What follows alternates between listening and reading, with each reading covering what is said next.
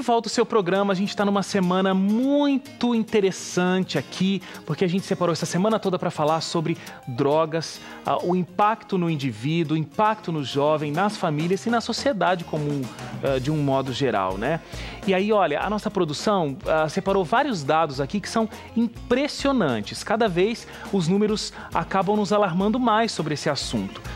Para a Organização Mundial da Saúde, o tabagismo é a principal causa de morte evitável em todo o mundo. Ou seja, aquela morte que não precisaria ter acontecido não fosse o uso do tabaco pelo indivíduo, o uso do cigarro pelo indivíduo. Só no Brasil são 200 mil mortes anuais, uma a cada 6 segundos. Se você parar 6 segundos, morreu uma pessoa por conta do tabagismo no Brasil. Mais 6 segundos, morreu outra pessoa por conta do tabagismo no Brasil. O número de fumantes no mundo é de 1 bilhão e 200 mil pessoas. E no Brasil, a proporção de fumantes no país, de acordo com o Ministério da Saúde, é de 23,9% da população. 23,9% da população brasileira fuma. Eu acho que a gente não precisa dizer que álcool, cigarro são drogas. Isso já ficou claro pra gente, inclusive no programa de ontem, né? Certo. São drogas e com um nível seríssimo de consequência. Com certeza. Com certeza. Muito. O álcool e o tabaco, né, e o cigarro, eles são considerados lícitas porque a sociedade assim o quis e porque não pode ficar sem o uso de uma determinada droga. Então foi considerada lícita, ou seja, pode ser vendida. Mas ela é tão prejudicial quanto maconha, cocaína, heroína, qualquer outra droga pesada. O álcool e o cigarro são drogas extremamente devastadoras em termos de saúde pública. Eu até diria que são piores, porque o acesso é fácil, né? É fácil.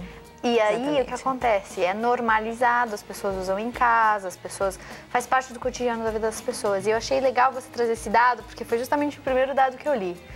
É a primeira causa de morte que poderia ser evitada. E por que as pessoas continuam fumando?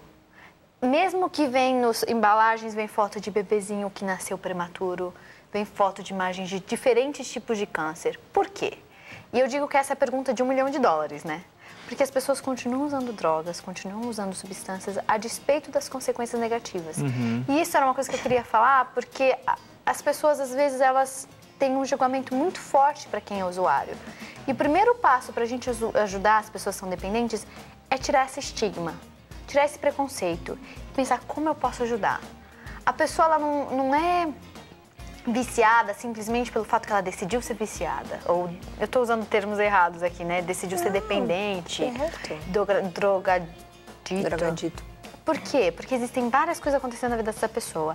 E o ganho do uso da substância na vida dela está maior do que a perda do uso da substância. Claro. Então, o nosso trabalho aqui é tentar mostrar como que a gente pode mudar essa balança. Como que essa perda pode parecer maior, porque ela é maior do que o ganho. E às vezes o cigarro, a pessoa fala, eu fumo há 30 anos, nunca tive câncer, nunca, né? Meu pai fumou 50 anos. Nunca... tem essas coisas que a gente ouve, né? Mas essas é a exceção, porque 50% das pessoas que fumam vão morrer do cigarro. Exatamente. Eu não sei se vocês têm essa informação, mas eu fiquei pensando aqui.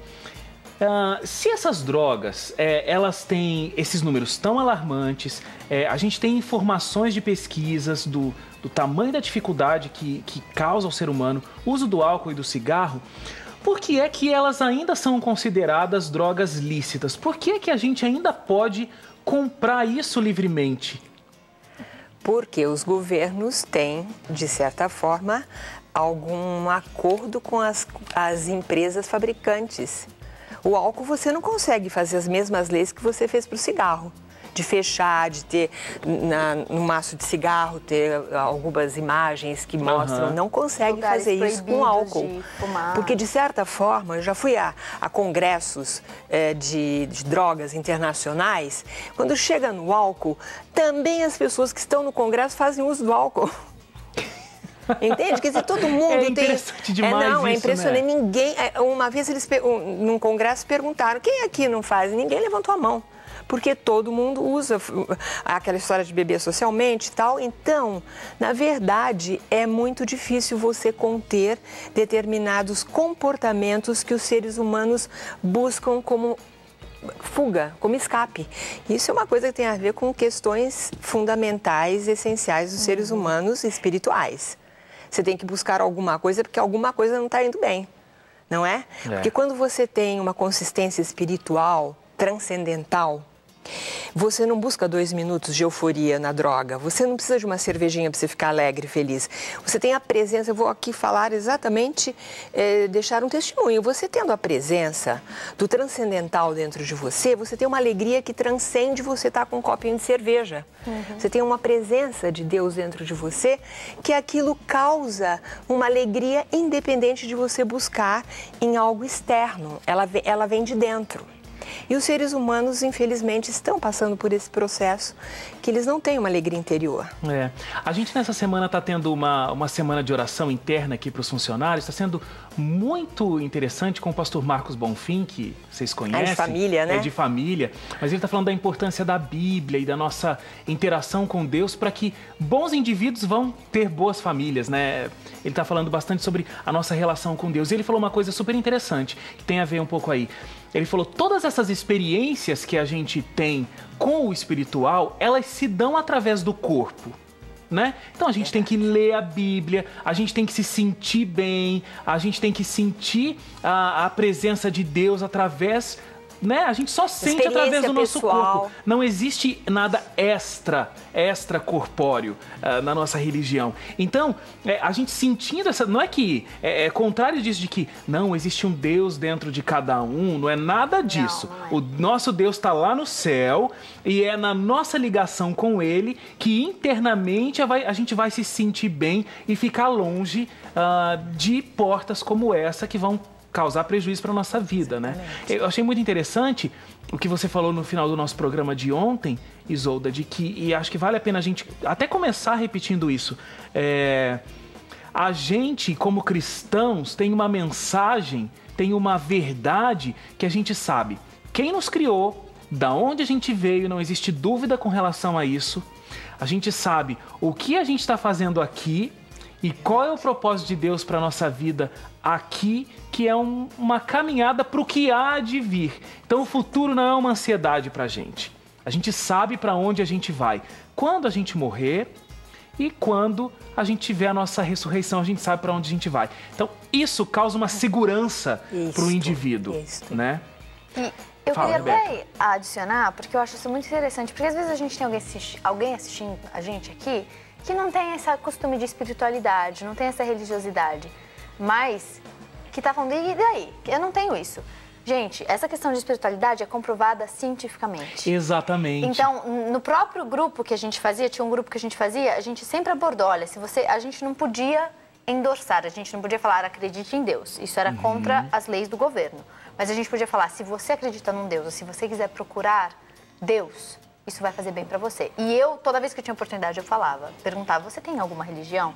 E a gente pega esse gancho de Deus, porque faz a diferença, oração faz a diferença. Existem inúmeros estudos sobre oração, inúmeros estudos de religiosidade sendo um fator protetor contra o uso das drogas. Eu acho interessantíssimo os estudos que eles mapeiam o cérebro e aí eles vão vendo, né, as luzes se acendendo no cérebro quando a pessoa tem uma ligação com a espiritualidade, através da oração, da leitura da palavra de Deus e o cérebro como vai se movimentando e como isso faz bem para o organismo como um todo. Não, né? e realmente, olha, por exemplo, existem estudos, por exemplo, da Unicamp, do Dougal Larrondo, em que eles fizeram com jovens, por exemplo, com relação ao uso de drogas e álcool, etc. E o estudo mostrou o seguinte, que todos os jovens que foram feitos ao acaso, randômica, né, um levantamento randômico, assim, ao acaso, eles observaram que todos os jovens que tiveram uma formação religiosa consistente na infância, eles não se aproximavam do uso de drogas na adolescência.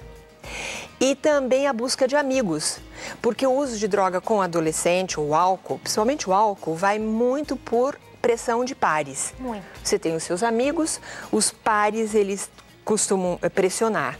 Então, o que isso acontece? Não é um problema dentro de casa também, como a gente falou no programa passado, né?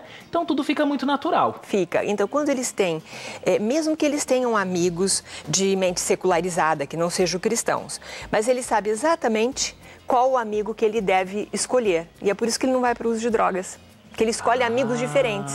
A galera é diferente de amigo, de grupo de amigo. Muito diferente, muito diferente. É porque galera não tem confidência.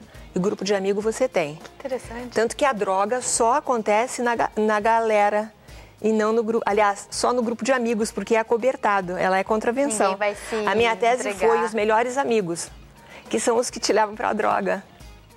Então, não é naquela Não relação é na galera superficial. Não, daquele que faz nos grandes estádios. Não.